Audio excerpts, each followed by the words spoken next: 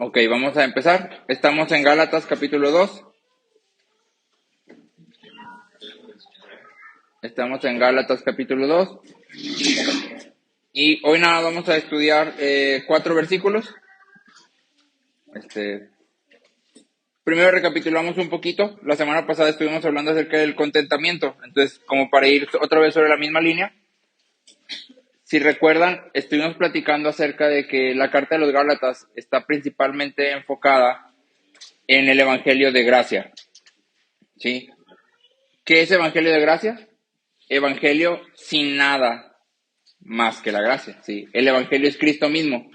Entonces, para que seamos justos, lo único obligatoriamente necesario, entre paréntesis, es fe en Cristo.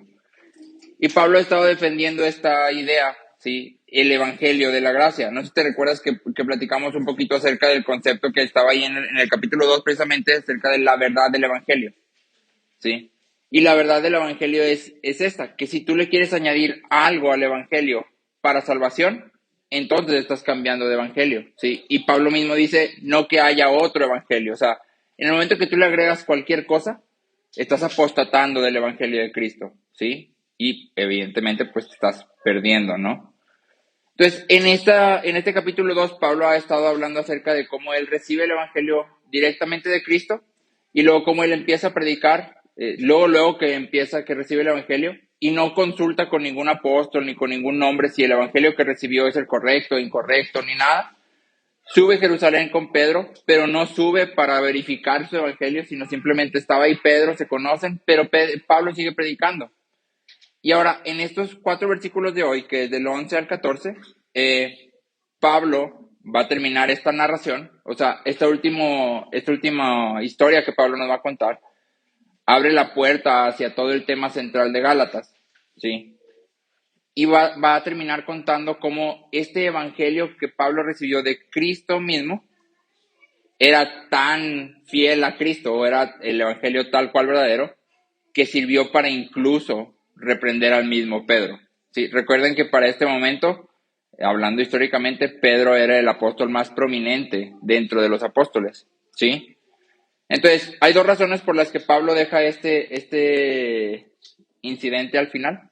El primero es que Antioquía estaba muy cerca de estas iglesias de Galacia. Entonces, era probable que la gente de la iglesia de Galacia hubiera escuchado acerca de este incidente, pero que hubiera escuchado la versión de los judaizantes, ¿sí? Entonces que estuvieran ahí como torciendo lo que había pasado entre Pablo y Pedro, ¿sí? Hubo un desacuerdo y probablemente los judaizantes estaban diciendo, date cuenta, o sea, incluso hubo ahí una riña porque el evangelio que Pablo predica no es el completo, por eso se peleó con Pedro, peleó entre comillas. ¿Sí? Entonces Pablo expone este incidente en la versión real, ¿sí? Y lo segundo es que, como ya les dije, esto va a ser la introducción hacia todo lo que Gálatas va a explicar. Uno de los comentaristas dice que la carta de Gálatas es lo que Pablo había respondido a Pedro si hubiera tenido suficiente tiempo, ¿sí? Entonces, acompáñame ahí, por favor, Gálatas 2, versículo 11. Dice, pero cuando Pedro vino a Antioquía, me opuse a él cara a cara, porque él era digno de ser censurado. Porque antes de venir algunos de parte de Jacobo, que es Santiago, él comía con los gentiles. Pero cuando aquellos vinieron, Pedro empezó a retraerse y apartarse porque temía a los de la circuncisión. Y el resto de los judíos se le unió en su hipocresía, de tal manera que aún Bernabé fue arrastrado por la hipocresía de ellos. Pero cuando vi que no andaban con rectitud en cuanto a la verdad del Evangelio, dije a Pedro, delante de todos, si tú, siendo judío, vives como los gentiles y no como los judíos, ¿por qué obligas a los gentiles a vivir como judíos? ¿Sí? Entonces, vamos a estar platicando aquí un poco acerca de esto. La situación resumida es, Pedro había estado viviendo como gentil, ¿sí? Por las palabras que Pablo usa aquí podemos entender que Pedro no era que nada más hubiera abandonado las restricciones de dieta, sino que hacía todo lo que los gentiles hacían de una manera despreocupada. Pedro había entendido que el evangelio traía libertad, ¿sí? Entonces, él había dejado todas estas observancias o estas condiciones ceremoniales y toda la dieta judía y estaba viviendo como un gentil tal cual, ¿sí? Pero cuando algunos judaizantes llegan a la iglesia en Antioquía, Pedro empieza a retraerse y apartarse. Esas 2 palabras quieren decir que Pedro hizo esto de una manera muy diplomática. poquito a poquito, sin que nadie se diera cuenta, sin que nadie aparentemente saliera ofendido por lo que él estaba dejando de hacer. Y al él hacer esto, jala con él a Bernabé y a los demás judíos creyentes, ¿sí? Entonces, Pablo no está en Antioquía mientras esto está pasando. ¿Cómo sabemos? Ahí en el versículo 14 dice, pero cuando vi, y esta expresión quiere decir que Pablo llegó de algún lado, no sabemos de dónde, y vio lo que estaba pasando. Entonces imagina la situación, ¿no? Pablo está en Antioquía porque es como su base a la que él regresa. Él deja una iglesia en la que judíos y gentiles conviven de una manera por igual, no hay ningún tipo de división, todos están a la mesa, todos comparten todo. Se va cuando Pedro llega seguramente, ¿sí? Y cuando regresa lo que hay es una iglesia dividida, judíos de un lado, gentiles del otro. ¿Sí? Entonces él ve esto y lo que hace es que reprende públicamente a Pedro. ¿Sí? Ahora, hay algo aquí que creo que es importante que entendamos y que nada más me gustaría como expandirlo un poquito, y es esta cuestión de por qué Pedro se retrae de comer con los gentiles. Si tú te regresaras a las leyes de Deuteronomio, de Levítico, de Éxodo, en realidad no hay ninguna prohibición específica acerca de compartir la mesa con un gentil. ¿Sí? Lo que sucede es que mientras el judaísmo va avanzando, aparecen lo que nosotros conocemos como libros apócrifos. Y los libros apócrifos son apócrifos porque creemos como iglesia que no son inspirados por el Espíritu Santo. Sin embargo, para los judíos tienen mucho peso. ¿Por qué? Porque son escritos de gente que ellos consideran sabios, entendidos, conocidos. Y entonces, te quiero leer nada más dos citas. Una se llama Carta a Aristeas, es un libro apócrifo, y dice, a fin de prevenir que nuestro ser sea pervertido a través del contacto con otros o a través de las malas influencias, Moisés nos cercó por todos lados con observancias estrictas en cuanto a comer y beber, tocar, escuchar o ver de acuerdo con la ley. ¿Sí? Y te leo primero de Macabeos. Dice, a pesar de toda la persecución, hubo israelitas valientes que se negaron a comer alimentos impuros. Estos israelitas estaban dispuestos a morir antes que comer esos alimentos y desobedecer la ley de Dios. Fueron muchos los que murieron. ¿Sí? Entonces, básicamente toda esta ley de los judíos decía que comer con una persona impura era contaminarte. ¿Quiénes eran las personas impuras? Los gentiles, aquellos que no eran judíos, eran impuros. Entonces, comer con esa persona impura era contaminarte. ¿Sí? En Hechos 10 es Pedro hablando y dice, entonces Pedro les dijo, ustedes saben que no es lícito para un judío asociarse con un extranjero o visitarlo. ¿Sí? No es lícito, es decir, la ley lo prohíbe, ni siquiera visitar a un extranjero, a un gentil. Entonces, para los judíos, esta parte de compartir la mesa, de compartir los alimentos, tenía una dimensión, un peso religioso, ¿sí? Jeremías, que es un rabino judío, dice, en el judaísmo, convivir a la mesa significa convivir delante de Dios. ¿Sí? Entonces, para los judíos, sentarte a la mesa era más que para ti, para mí. Tú y yo bien podemos ir a un buffet y vamos con gente que conocemos a 3 y a los otros 500 igual no. ¿Y qué tiene? No pasa nada. Estás sentado a la mesa, estás con 2, 3 amigos y no importa si los demás los conoces o no. Para los judíos no es así. Porque cuando tú te sientas a la mesa con una persona, estás conviviendo con esa persona delante de Dios. Estás teniendo una intimidad, no simplemente un platicar, sino una intimidad con Él. ¿Sí? Por otro lado, los judíos habían tenido mucho cuidado de no asociarse con gentiles, porque habían sufrido mucha persecución. Poco menos de 10 años antes de esto que estamos viendo aquí, Calígula, que fue un emperador romano, había incitado una persecución en Antioquía y muchos judíos habían muerto. Entonces los judíos eran muy celosos de guardarse ellos mismos y de no contaminarse. ¿Sí? Entonces, creo que es importante que entendamos esto porque para nosotros comer a la mesa con alguien no tiene el peso que tiene para ellos. Sí. Comer a la mesa puede ser algo irrelevante para ti y para mí. De hecho, lo podemos hacer con gente que a veces ni siquiera consideramos amigos, que ni siquiera consideramos una persona íntima. Ellos no. Comer a la mesa significa otra vez tener una relación de intimidad delante de Dios con esa persona que está ahí. ¿Sí? Y entonces en este sentido es que los judaizantes hacen esto. También es importante entender que para los apóstoles que eran judíos, que Cristo haya venido no abroga inmediatamente la ley judía. Es decir, ellos decían, ok, ya no necesitas la ley para salvación, pero yo soy judío. Por cultura, debo de seguir guardando la ley. ¿Sí? Entonces, cuando tú lees Hechos, puedes ver que a la par que hay un nacimiento de los cristianos, que es como se le llama esta fusión entre gentiles y judíos creyentes en Cristo, los judíos siguen observando sus ritos, no porque crean que son necesarios para salvación, sino porque es parte de su cultura.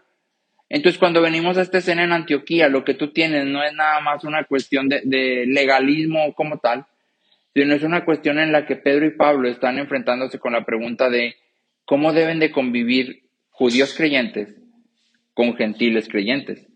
Ok, los gentiles no tienen que hacerse judíos para ser cristianos, para salvación, no es necesario. Pero los judíos pueden dejar de observar la ley judía.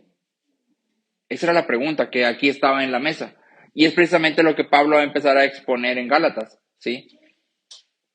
Como eso es lo que vamos a ver adelante en Gálatas, ahorita me quisiera enfocar en algunos de los personajes que leímos por ahí, que si te diste cuenta hay tres personajes principales en la escena, que son Pablo, Pedro y Bernabé, ¿sí?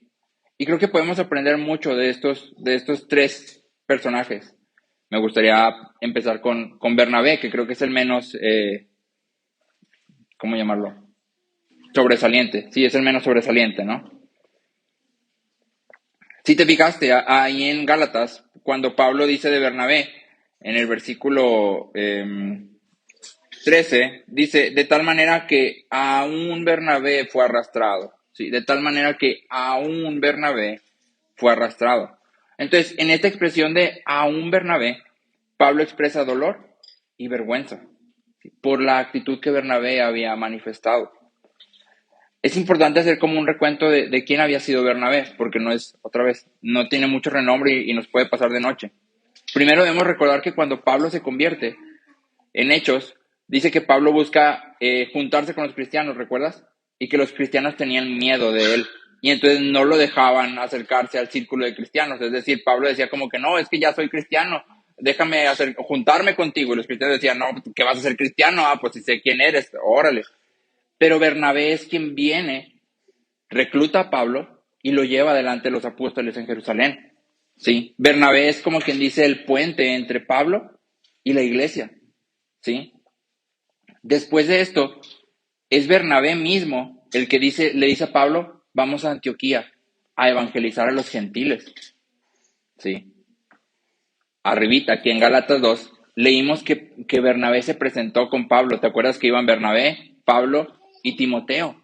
Es decir, Bernabé había estado trabajando junto con Timoteo, ¿sí?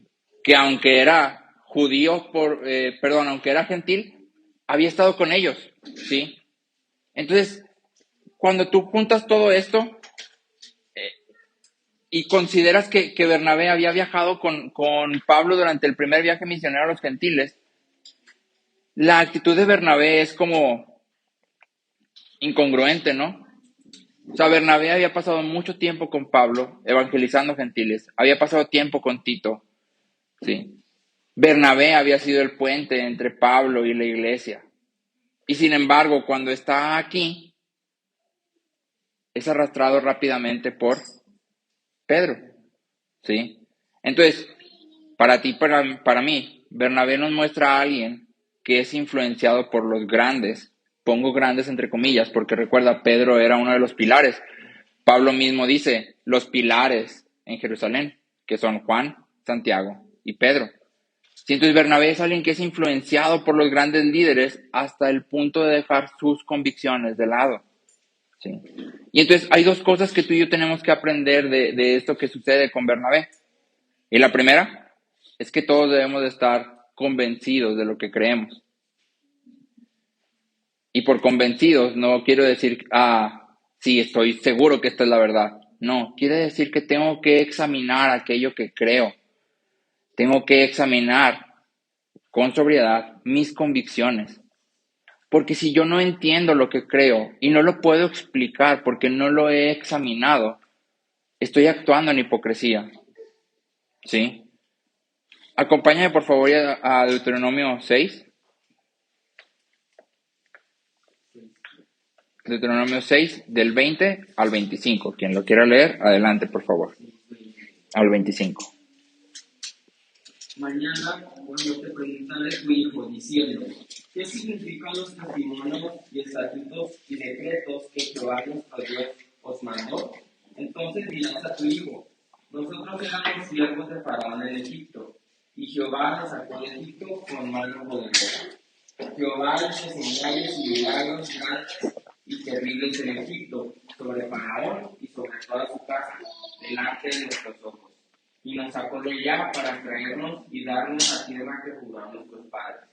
Y nos mandó Jehová que cumplamos todos estos estatutos y que temamos a Jehová nuestro Dios, para que nos vaya bien todos los días y para que nos conserve la vida, como hasta hoy. Y tendremos justicia cuando cuidemos de poner por obra todos estos mandamientos delante de Jehová nuestro Dios, como Él nos ha mandado. Exacto. Entonces, aquí en Deuteronomio, Dios les está diciendo, vas a enseñar a tus hijos, pero no simplemente los vas a enseñar, sino que va a llegar un momento en que ellos van a preguntar, ¿qué significa todo esto que me estás enseñando? Y tú tienes que responder. Y si te fijas la respuesta que Dios les da, la respuesta que dice, tú le vas a decir esto, no simplemente les dice qué significa, porque qué significa pudiera ser, estos leyes y mandamientos significan la santidad de Dios. Era una respuesta válida, porque eso significan, eso representan la santidad de Dios. Sin embargo, Dios dice, les vas a explicar qué fue lo que yo hice, cómo te los di y para qué te los di, por qué los obedeces y para qué te los di. Si los obedeces porque yo te he sacado y los obedeces para tener paz, para tener vida, como dice ahí. ¿Sí? Entonces tú y yo tenemos que entender que nadie puede recibir doctrina, teología, creencias bíblicas por herencia. Nadie puede recibirlas por herencia. ¿Sí? Es decir, yo no puedo ir criando a mis hijos y decirles lo que yo digo, esta es mi convicción, esta es la verdad que yo creo y así es. Y ya. Mi hijo tiene que crecer y tener la capacidad de examinar por él mismo si aquello que yo estoy enseñando es conforme a la palabra. Quitar lo que no sea y añadir lo que pueda hacer que falte. Nadie puede recibir por plena herencia, o sea, simplemente así porque mi papá me dijo, esa es la verdad. Teología y doctrina. Cada uno de nosotros tiene responsabilidad de ir a la palabra y examinar sus creencias propias para llegar entonces al pleno convencimiento. Esto que creo lo puedo sustentar en la palabra. ¿Sí? Lo he contrastado, lo he examinado y sé que está ahí. ¿Sí? En Romanos 14:5, Pablo está hablando de los hermanos débiles en la fe y los fuertes y dice, cada cual esté plenamente convencido según su propio sentir. Básicamente Pablo está diciendo, hay quien guarda el sábado, hay quien no lo guarda, hay quien se guarda de comer, hay quien no se guarda de comer. No importa, siempre y cuando estés plenamente convencido. ¿Sí? ¿Plenamente convencido de qué? De que esta forma en que actúas y lo que crees acerca de Dios está en línea con el Evangelio. Que esto que estoy haciendo y diciendo glorifica a Dios. ¿Sí? De modo que podamos mantenernos firmes. Firme no significa que nadie me va a mover de lo que creo. Como humanos caídos en pecado, siempre debemos estar abiertos a considerar nuestras convicciones, porque podemos errar, pero sí significa que no vamos a ser arrastrados como lo fue Bernabé. Había pasado un buen tiempo de su vida predicando el evangelio a los gentiles, viviendo seguramente como gentil, ya que acompañaba a Pablo, pero de repente viene el líder de renombre y él abandona todo eso que él había estado haciendo y que seguramente creía por adaptarse a lo que este líder estaba haciendo, ¿sí? Entonces tú y yo tenemos que tener cuidado, ¿sí? Nuestras convicciones deben de estar arraigadas de tal forma que podamos explicarlas. Si hay una creencia que tú tienes que no puedes explicar, es porque no está bien entendida, ¿sí? Todo lo que no se puede explicar es porque no está bien entendido. Entonces yo tengo que tener la capacidad de explicar todos los fundamentos de la doctrina que yo sostengo, ¿sí? Pero también tengo que tener la capacidad de entender a todos aquellos que difieren de lo que yo creo. y explicar también sus creencias, porque si consideré mi creencia con sobriedad, quiere decir que puedo explicar la del otro y puedo explicar por qué la cree, ¿sí? Y argumentar, pues es que está menso, no es una razón, ¿sí? O argumentar, no, pues seguro no lee la Biblia, no es una razón. Yo debo de poder argumentar, es que está leyendo la Biblia y de aquí, de aquí, de aquí, él puede tomar para sustentar eso. Y no está mal, simplemente pues yo no me puedo acoplar con eso, ¿sí? Entonces tú y yo tenemos una tarea ahí bastante grande que es examinar nuestras posturas, pero al mismo tiempo examinar las de los demás, ¿sí? Para poder explicar una y otra y estar seguro que lo que yo estoy haciendo glorifica a Dios. Estar plenamente convencidos, ¿sí? Muy bien. Segunda persona que está aquí en esta situación o en esta reunión y que podemos aprender de él es Pedro. ¿Sí? Hay varias cosas que creo que pudiéramos aprender de Pedro, pero hay tres que me gustaría resaltar. Si te fijaste, Pablo acusa a Pedro de estar actuando en hipocresía al no vivir conforme a sus convicciones. ¿Sí? Y dice que esto lo hacía condenable ante Dios. Si te regresas ahí a Gálatas, donde dice, porque era digno de ser censurado, esa expresión digno de ser censurado significa que Pedro, por su actitud, por lo que estaba siendo condenado delante de Dios. ¿Sí? Y luego dice que Pedro actuó en hipocresía en el versículo 13 y en el versículo 14 dice que no andaba en rectitud en cuanto a la verdad del Evangelio. Sí, estos son si quieres verlo así, los argumentos que Pablo trae respecto a Pedro. Y la pregunta aquí es, ¿conforme a qué convicciones debía haber Pedro vivido? ¿Conforme a cuáles convicciones Pedro debía haber estado firme? ¿Sí? En Hechos 10, acompáñenme allá, es la parte donde Pedro recibe esta visión de un lienzo que baja, no sé si la recuerdas, y que tiene muchos animales, y Dios le dice, mata y come. ¿Sí?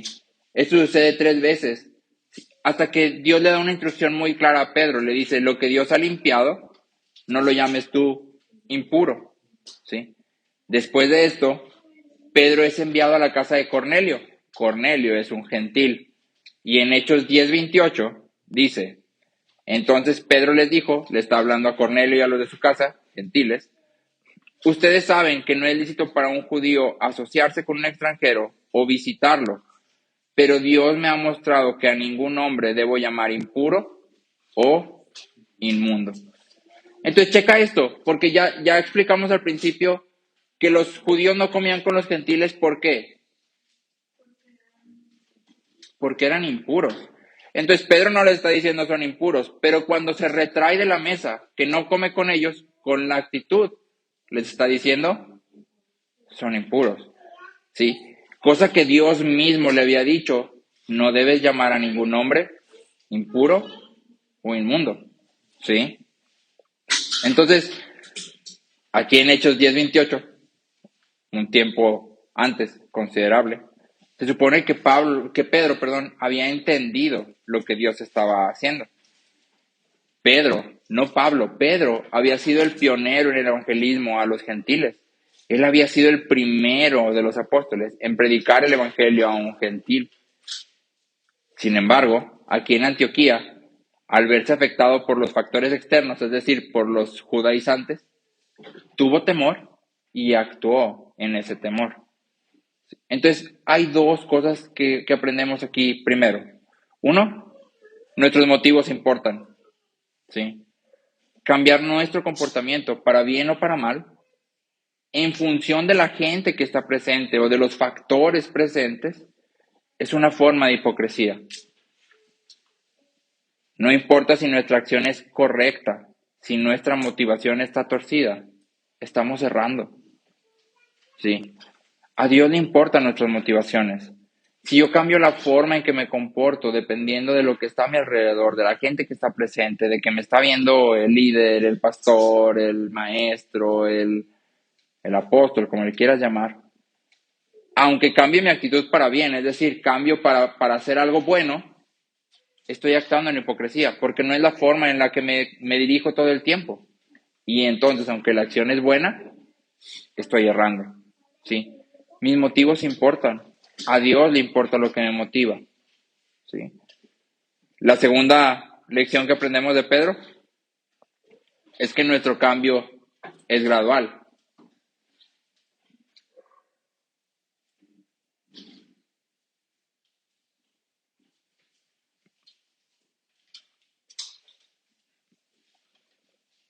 Te voy a describir una ocasión y tú me dices cuál es, ¿sí?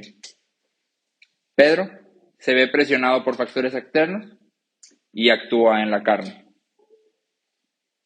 ¿Cuál ocasión te trae a mente? Cuando le corta la oreja. ¿Cuál otra es abierta? Cualquiera puede. Pedro se ve afectado por factores externos y actúa en la carne. Niega a Jesús. Cuando ve a Jesús caminando y dice, a ver. Está caminando Pedro sobre el agua, voltea a ver la tormenta y de repente se empieza a hundir. ¿Por qué? Porque puso sus ojos en la tormenta. Sí. Otra ocasión es cuando Cristo le dice a Pedro la forma en que va a morir. ¿Te acuerdas que le dice que alguien lo va a vestir y lo va a llevar a donde no quiere? Sí, eso está en Juan. Y Pedro, la respuesta de Pedro, que es como de niño, es voltea a ver a Juan, que viene atrás, y le dice, ¿y ese qué? O sea, si yo me voy a morir así, pero ¿y ese qué, verdad? Entonces, este patrón de Pedro es repetitivo, ¿sí? No era una cosa que fue en este momento y nunca más pasó, sino que lo podemos ver como una debilidad de Pedro.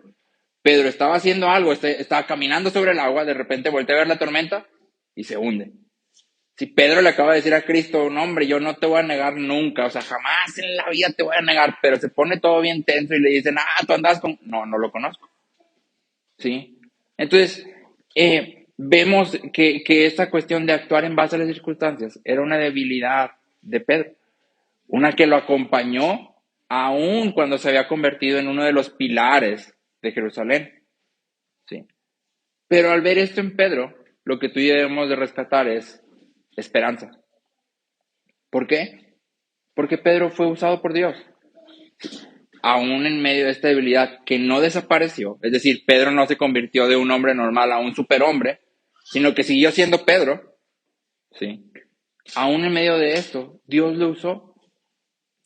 Tú y yo, cuando venimos a Cristo, vamos a seguir fallando.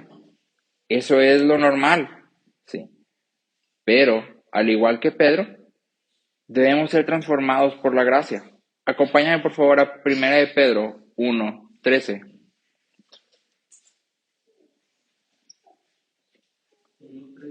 Por favor. Quien lo tenga lo puede leer.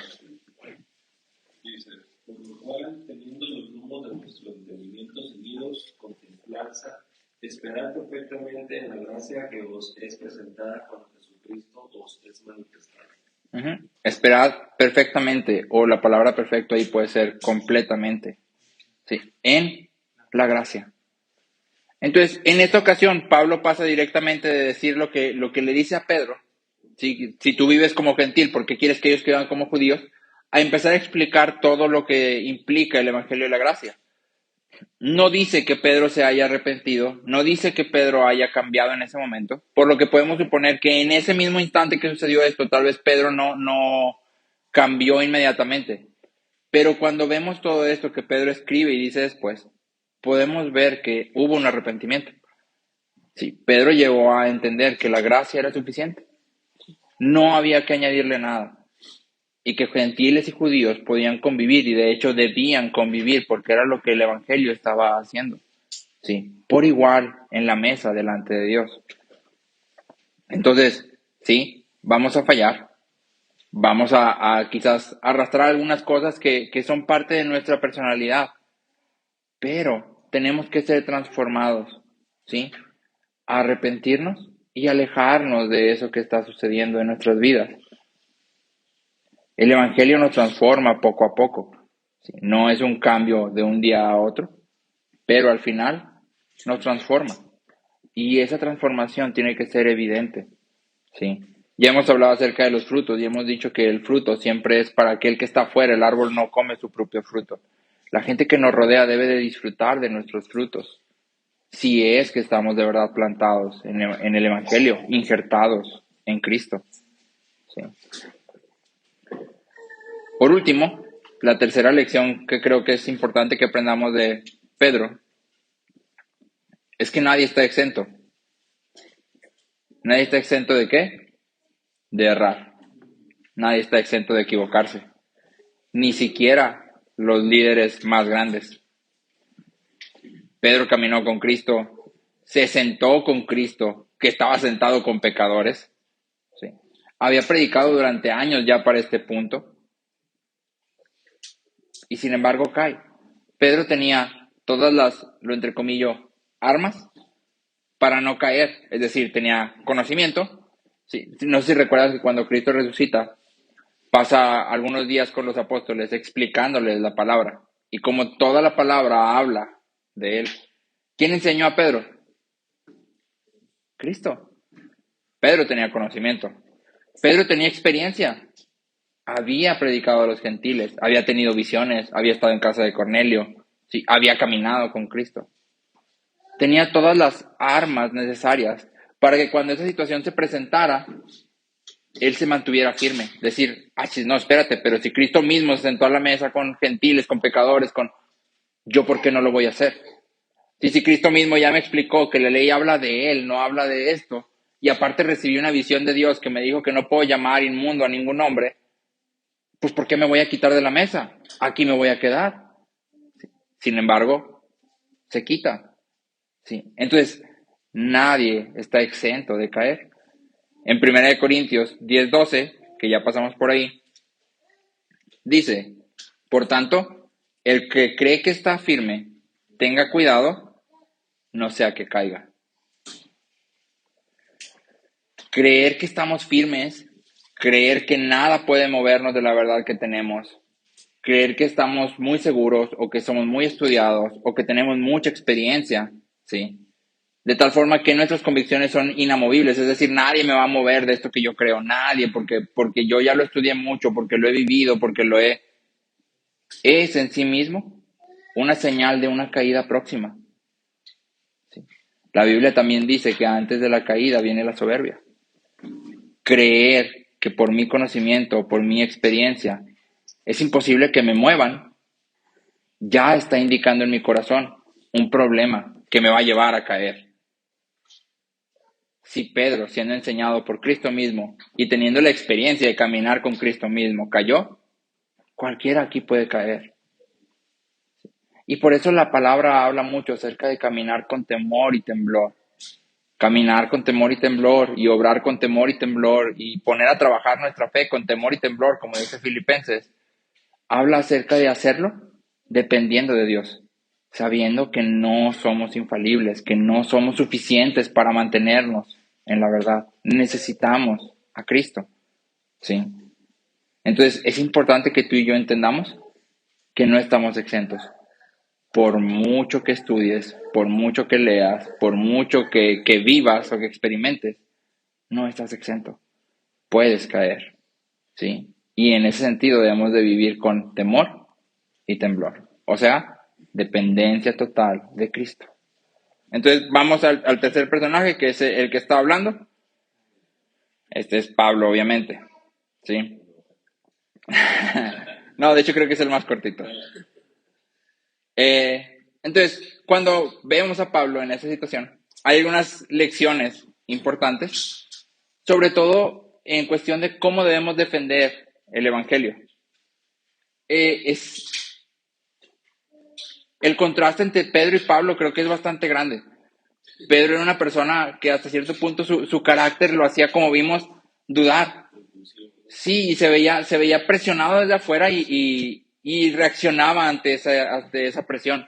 Sí. En este caso, haciendo algo que Dios mismo ya le había dicho que no debía de hacer. Pablo es al contrario. Sí. Pablo recibió un evangelio de Cristo y tiene suficiente carácter o suficiente valentía para llevar esto a todos lados.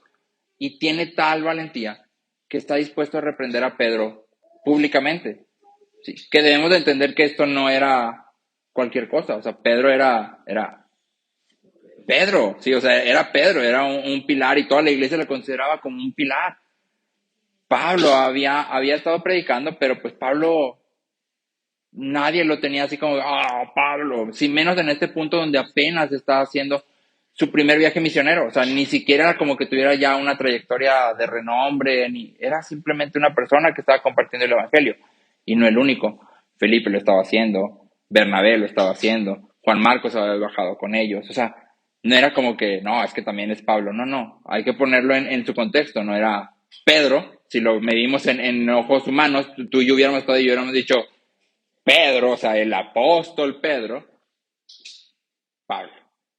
Pablo, apóstol abortivo. Pedro, sí, Pedro, o sea. Pero sin embargo ves aquí en esa situación y dice Pablo que cuando ve, porque dice cuando vi, quiere decir Pablo llega, ve la situación y ¿qué hace? Lo reprende públicamente, ¿sí? ¿Te acuerdas que unos versículos arriba vimos que Pablo había viajado a Jerusalén y en privado con los líderes había hablado acerca de la cuestión de la circuncisión de Tito, en privado? Esto Pablo lo hace en público. ¿Por qué? Porque está afectando a toda la iglesia. No es algo que solo esté afectando a Pedro, sino que ya contaminó a toda la iglesia, ¿sí? Y por lo tanto, se tiene que atacar de manera abierta. Si recuerdas, cuando hablamos acerca de la disciplina, dijimos que hay 4 pasos, que es 1 a 1, 2, 3 y 1, toda la iglesia y excomunión. Si te fijas aquí, Pablo empieza en el 3, toda la iglesia. ¿Por qué? Porque ya toda la iglesia ha sido afectada por lo que Pedro estaba haciendo. Entonces, él entra y directamente lo reprende públicamente, ¿sí? Si te fijas, dice que en Gálatas, ahí nos regresamos, si estás ahí, dice, versículo 14, pero cuando vi que no andaban con rectitud en cuanto a la verdad del evangelio, dije a Pedro delante de todos. Entonces, la expresión que tú y yo tenemos como no andaban en rectitud en cuanto a la verdad del evangelio, todo eso en el griego es una palabra que es ortoandar, ¿sí? Orto es como cuando hablamos de un ortodoncista, ahí corrígeme si me equivoco, el ortodoncista es el que endereza tus dientes para que estén en el lugar que tienen que estar. Entonces Pablo dice, Pedro no está ortoandando, es decir, no está andando derecho, ¿sí? En la verdad del evangelio. Entonces, en primer lugar, lo que vemos aquí es que el evangelio es una verdad, ¿sí? Es un mensaje, un conjunto de afirmaciones. El evangelio incluye el hecho de que tú y yo somos pecadores débiles, ¿sí? Que buscamos controlar nuestras vidas siendo nuestros propios salvadores y señores, pero que Cristo ya cumplió la ley de Dios por nosotros y que ahora somos aceptos completamente, aunque todavía somos imperfectos y pecadores, ¿sí? Pero quiere decir en este lugar que el evangelio tiene un sinfín de implicaciones para toda nuestra vida, ¿sí? Hace poco estaba leyendo en internet y había un doctor cristiano que estaba diciendo que si querías una base bíblica para vacunarte contra el COVID. Ya ven que hay mucha división, sobre todo en Estados Unidos, entre cristianos que se vacunan y cristianos que no, porque es la marca de la bestia. Y si estás buscando una palabra en la Biblia que te diga vacúnate, tampoco te laves los dientes. No viene en la Biblia. ¿Sí? Tampoco vayas al baño. No viene en la Biblia. Si no te limpies, no viene en la Biblia. No te bañes, no viene en la Biblia. O sea, entonces, básicamente lo que este autor está diciendo es, el evangelio no es una cuestión que tenga instrucciones así específicas de haz esto, haz esto, haz esto, haz esto, esto no, esto no, esto no, esto no, esto no, porque entonces no sería evangelio, sería ley. Haz esto, haz esto, haz esto, no hagas esto, no hagas esto, no hagas esto. Sin embargo, el evangelio tiene implicaciones en nuestra vida. ¿Por qué nos vacunamos? Exactamente. Y si tú dices, no, pues es que yo mi cuerpo no me quiero vacunar, tienes una segunda responsabilidad y es que como cristiano tienes que ser un ciudadano ejemplar, ¿sí? Si tú dices, no, es que yo no soy, tienes una tercera, por amor a tus hermanos, a todos tus prójimos, por amor a ellos, tú te debes de vacunar, ¿sí? Entonces, hay una instrucción específica, vacúnate cuando haya un virus No, hay una implicación clara. ¿Sí? El amor se muestra en acciones. Entonces yo tengo que tomar las acciones necesarias para manifestar mi amor hacia todos, ¿sí? Y en Tito leímos que como cristianos debemos de ser ciudadanos ejemplares. La gente que nos rodea debe de decir, es que esos cristianos la verdad son de los mejores ciudadanos. O sea, yo cuando los veo no tengo quejas y al contrario son activos y están ahí siempre serviciales, dispuestos, actuando, obrando, sí. Es parte de lo que el Evangelio debe hacer en nosotros. Entonces, el problema aquí era que Pedro no había llevado estas implicaciones del Evangelio a fondo, ¿sí? No había entendido todo lo que el Evangelio implicaba. Entonces, primero, en cuanto a cómo reprender, acompáñame por favor a Lamentaciones 3:33. Lamentaciones 3:33. Quien lo tenga lo puede leer.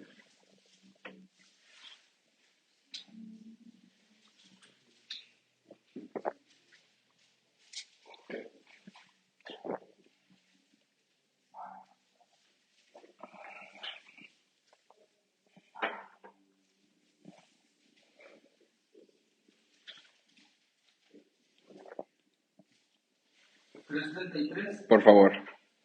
dice: porque no aflige ni entristece voluntariamente a los hijos de los hombres. Uh-huh.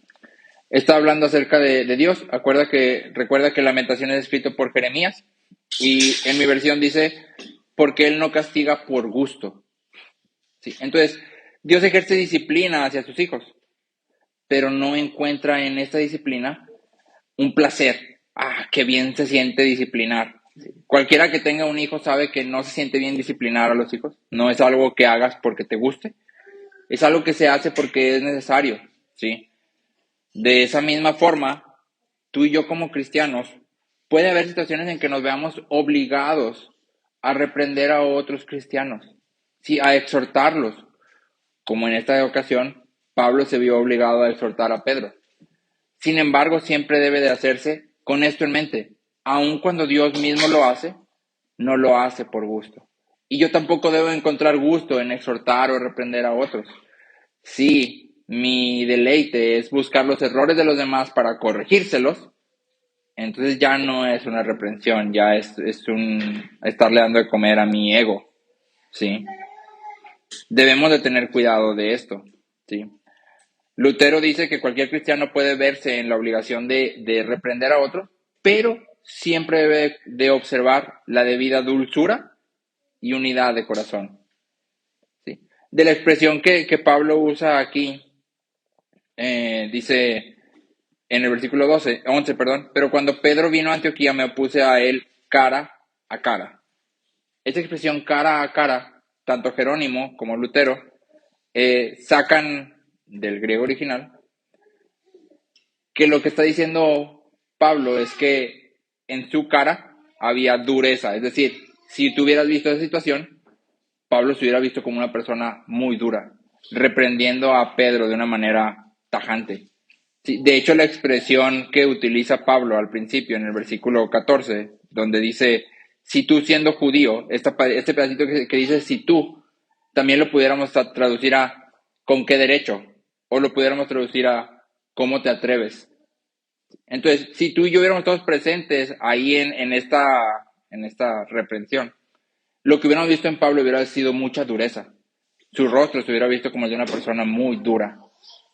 Pero lo está haciendo con amor. ¿Por qué?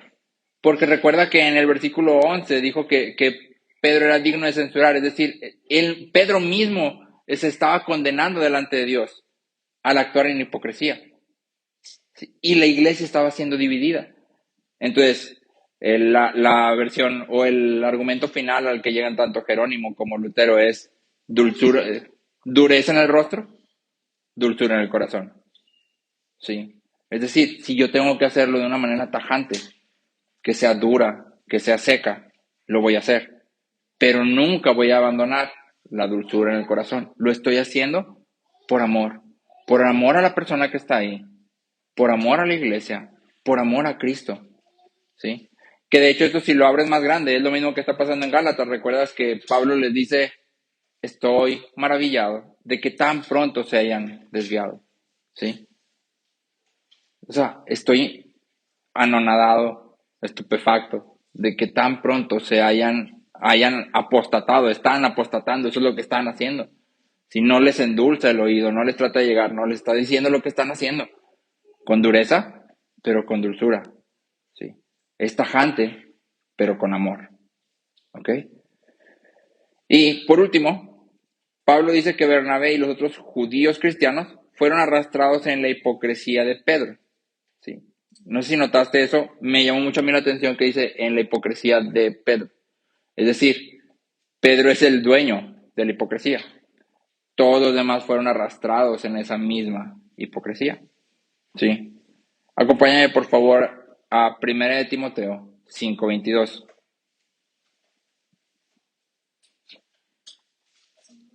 Por favor.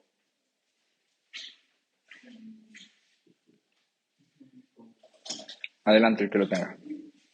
No impongas con ligereza las manos a ninguno, ni participes en pecados ajenos. Consérvate puro.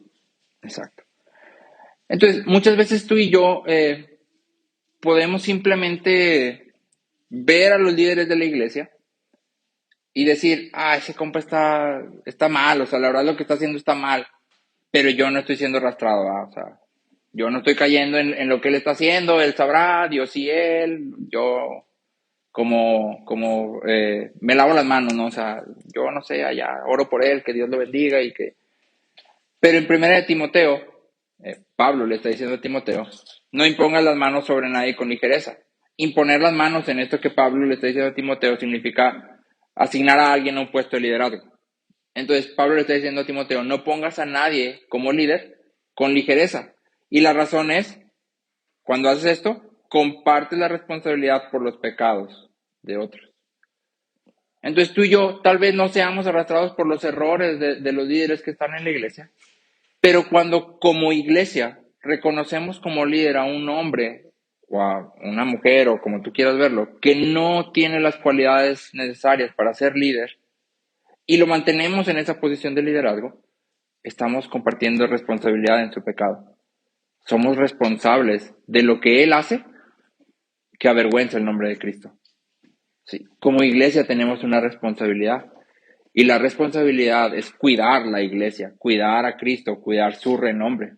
Cuando tú y yo reconocemos a líderes que vemos que es evidente que su carácter no está aprobado para estar como líder, que no se comporta como un líder. ¿Cuáles son las cualidades de un líder como tal? Las que están ahí mismo en Timoteo. Ahí las puedes encontrar y en Tito. Entonces, cuando tú y yo encontramos líderes que no cumplen con estos requisitos y que sin embargo tú y yo sostenemos como líderes porque no decimos nada y porque seguimos alimentando o estando ahí siendo parte de lo que ellos están haciendo, tal vez sin ser arrastrados por su pecado, porque yo no hago lo mismo que él, pero lo tengo ahí. Soy responsable también de lo que él está haciendo, ¿sí? Entonces tenemos que tener cuidado con aquellas personas dentro de la iglesia, sobre todo los líderes, que no están calificados para ser líderes. Como iglesia, con dureza en el rostro si es necesario, pero siempre con dulzura en el corazón, debo decir, estás equivocándote. Esto que estás haciendo no está en línea con el evangelio, no estás ortoandando con el evangelio, te estás desviando, ¿sí? Y tienes que volverte o tienes que quitarte.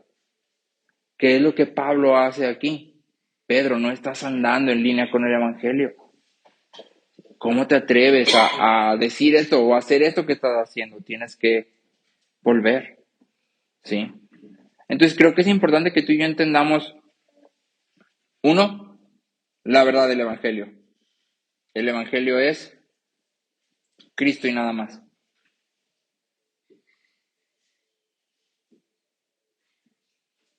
El evangelio es Cristo y nada más. Dos, todos podemos equivocarnos, incluso los grandes líderes.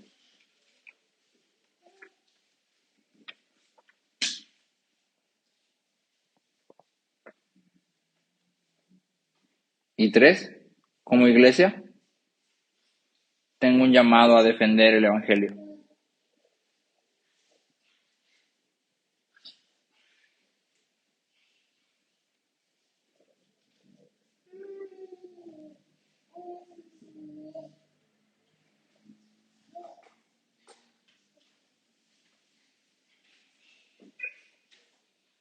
tengamos cuidado de siempre que hacemos esto, otra vez, que nuestra motivación sea el amor. Amor por Cristo, amor por la iglesia, amor por nuestro hermano que se está desviando. Sí. Y que lo hagamos, ahora sí que si tiene que ser duro, que sea duro, pero si puede ser suave, que sea suave. Sí, con una palabra de amor, de decir, oye, me parece que estás aquí como patinando, mira, es que es suficiente. Hazlo así. No hay necesidad de llegar luego con el marro, ¿sí? O sea, empieza con lo dulce, ¿sí? Sí, hay que llegar a ser duros, celo, pero siempre con amor en el corazón.